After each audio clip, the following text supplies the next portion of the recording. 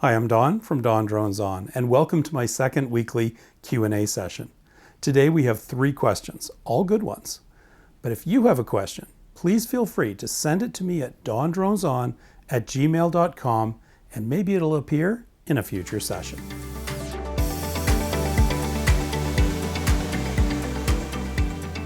Here's the first question. There's a NOTAM that comes up periodically/regularly where I live. It applies to all drones, including those under 250 grams, applies to the better half of the province, and lasts upward of a week. The description doesn't provide a reason, as far as I can make out, for those restrictions. May I ask what your interpretation of this NOTAM is? Thanks. Yes, definitely a good question, but fortunately there's a clear explanation for this one and some similar cases. NOTAMs can be tricky to interpret, and you certainly do not want to be accidentally flying in a zone that is prohibited to drones. In this case, the explanation is right in the text.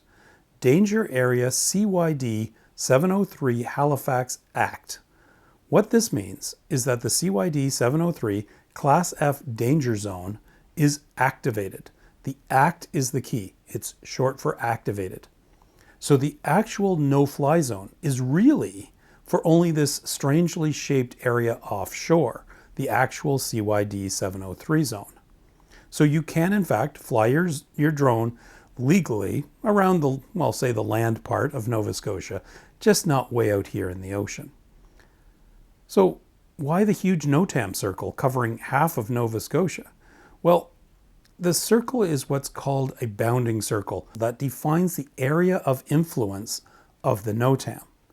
Sometimes this circle exactly matches the real no-fly zone or warning zone, as the case may be. But in this danger zone, it is a circle that fully encompasses that real zone. Where this becomes really tricky, though, is when they specify the NOTAM and the zone for that NOTAM as a set of lat-long coordinates. Here's an example of a blasting area. You literally would have to plot out these coordinates to determine if you were in or out of the zone. The good news is an upcoming version of Drone Pilot Canada will plot these coordinates right on the map to help you out. Sorry about the long answer, but it was kind of complicated. Really good question. The second question is a sub-250g drone question.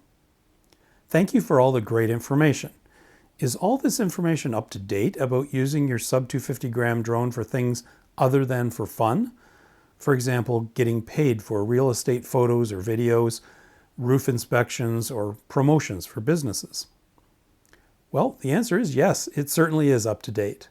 In Canada, there is no differentiation in the regulations between commercial drone work, recreational, or anything else, research, police work.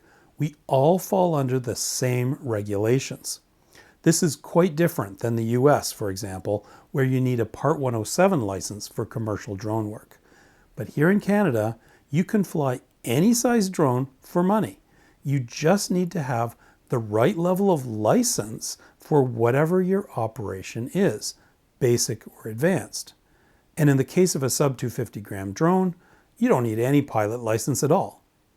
I have a video about what certification you need to fly your drone for money with a link in the description below. It's actually one of my favorite videos.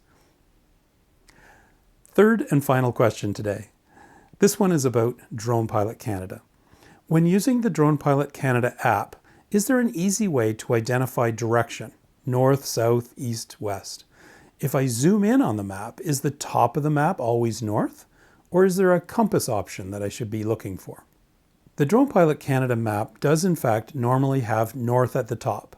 And that's true north, by the way, not magnetic north.